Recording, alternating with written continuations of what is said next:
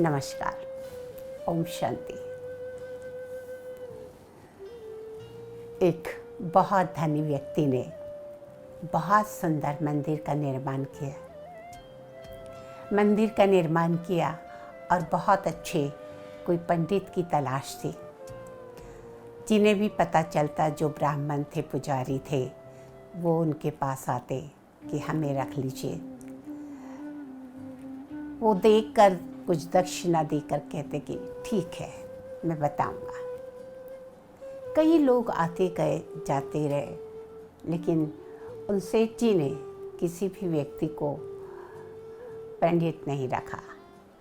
एक काम चलाओ पंडित सुबह आके मंदिर के बाट खोल देता था और पूजा करके चला जाता था, लेकिन उन्हें तो परमानेंट एक पुजारी को रखना था। और वो अपने घर के, क्योंकि मंदिर उनके घर के सामने ही था, तो छत से बैठे बैठे वो देखते रहते थे कि कौन आ रहा है, कौन जा रहा है, कौन आ रहा है, कौन जा रहा है।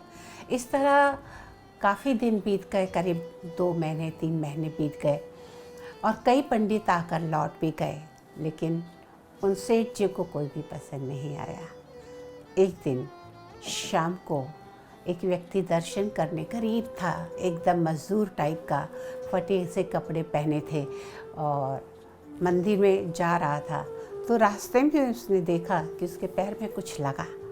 तो उसने देखा कि एक ईंट उसकी नोक ऊपर की तरफ है और वो कई लोगों को हर्ट कर रही होगी, पहले भी किया होगा, नुकीला पत्थर जैसे कहते हैं। तो उसने मंदिर न जाके पहले वहाँ से एक बड़ा पत्थर लाया और उससे उस पत्थर को निकाला, उस पत्थर को डस्टबिन में डाला और उसको फिर से ज़मीन जो है उसको लेवल कर दिया। फिर कुएं पे जाकर हाथ पैर धोए और फिर मंदिर में गया। सेठ जी अपने घर से उसको देख रहे थे और जब वो मंदिर से लौटा तो उन्होंने अपने सर्वेंट को भेजा कि उस व्यक्ति को बुला के लाओ। और उस व्यक्ति को बुलाया गया तो उन्होंने कहा, क्या करते हो? तो उसने कहा कि मैं यहाँ पे खेत में मजदूरी करता हूँ। पहले अपनी खेती बाड़ी थी, लेकिन बाढ़ वगैरह आई, उसमें सब बह गया। ब्राह्मण परिवार से हूँ। तो कहा कि आप मेरे मंदिर में पुजारी बन के रहेंगे? मैं कहा, मालिक मैं तो गरीब इंसान, मैं कैसे, मंदिर तो इतना आलीशान बड़ा बना है। कहा नहीं। उसने कहा, लेकिन एक बात पूछूं आपसे? कहाँ पूछो? कहा, मैंने 6-7 महीने से सुना है कि आपके पास सैकड़ों पुजारी आए और आपने सब कोई को रिजेक्ट कर दिया और मुझ गरीब को आप कह रहे हैं कि पुजारी बनेंगे। क्या मैं कारण जान सकता हूँ? उन्होंने कहा, कारण मैंने अपनी आँखों से देखा वो है। वो जितने भी पुजारी आए सभी, और भी दर्शन करने जो आते थे, मंदिर जाते थे, कई लोगों को ठोकर भी लगती थी, लेकिन वो लगने के बाद भी वहाँ से चले जाते थे। लेकिन मैंने देखा कि तुम्हें जैसे ही वो पत्थर दिखा तो तुमने उसको उखाड़ा, कचरे में डाला, हाथ पैर धोए, फिर गए। जो व्यक्ति पर दर्द को समझता है, पीर पराई समझता है, दूसरे को तकलीफ़ क्या होती है समझता है, ऐसे दयावान व्यक्ति ही भगवान की पूजा करने के काबिल है। वो जो सब आए थे वो कहीं ना कहीं आर्थिक कारण से आए थे कि हमको मोटी फी यहाँ से पगार मिलेगी, लेकिन तुम्हारे अंदर ये है कि जिसको जानते भी नहीं उसको भी चोट ना लगे। तो मैं ऐसे ही व्यक्ति की तलाश में था। इंसान के गुण कभी भी छुपे नहीं रहते। अगर आप में अच्छाई है, आप किसी को नहीं बताएंगे तो भी भगवान ऐसा कुछ करा देगा आपसे, क्योंकि आप पे वो गुण है। तो कैसे ना कैसे वो पता चल ही जाते हैं। हम कहते हैं कि कई लोग ऐसे कहते हैं कि हम इतना अच्छा करते हैं लेकिन हमें कोई पूछता ही नहीं। लेकिन देखिए, आज ही आपने झाड़ लगाया और 2 महीने या 1 महीने के बाद तो उसमें फल नहीं लग जाएंगे, सालों लगते हैं। आम का पेड़ लगाओ तो 7 साल लगते हैं फल लगने में। तो कोई कर्म आपने अच्छा किया तो उसके लिए धैर्यता बनाए रखिए। हर चीज़, Rome was not built in a day, एक दिन में नहीं बन गया था। वैसे ही कई कर्म तुरंत फल दे देते हैं और कई कर्म कुछ समय के बाद देते, लेकिन देते जरूर हैं। हमने दुनिया में जो भी कर्म किए हैं, अच्छे या बुरे, उसका फल हमें मिलेगा जरूर।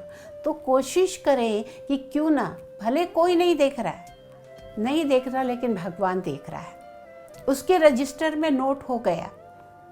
गीता में भी लिखा है, तू कर्म करते जा, फल की आश मत कर।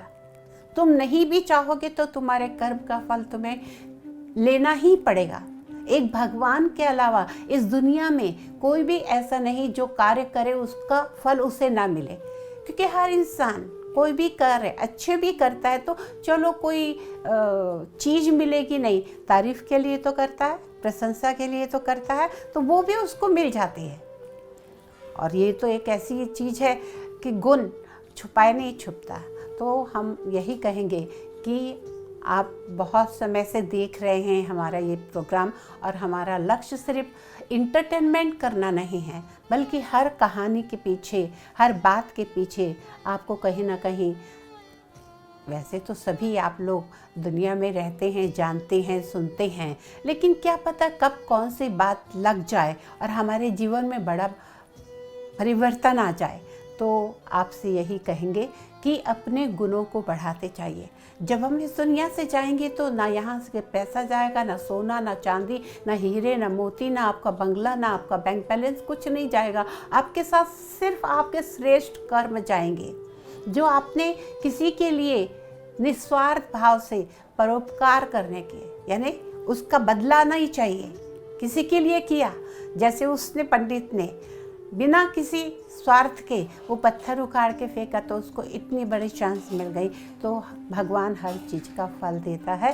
तो अपने गुणों को बढ़ाइए, कर्मों के बैंक बैलेंस बढ़ाइए, जो ऊपर जाके हमें काम आएगी और आने वाले जीवन में भी काम आएगी। अगर आपके कोई सवाल है, सुझाव है या कोई प्रश्न है तो हमें ज़रूर लिखिए या फ़ोन करिए, हम उस बात को अपने प्रोग्राम में ज़रूर रखेंगे। नमस्कार। ओम शांति।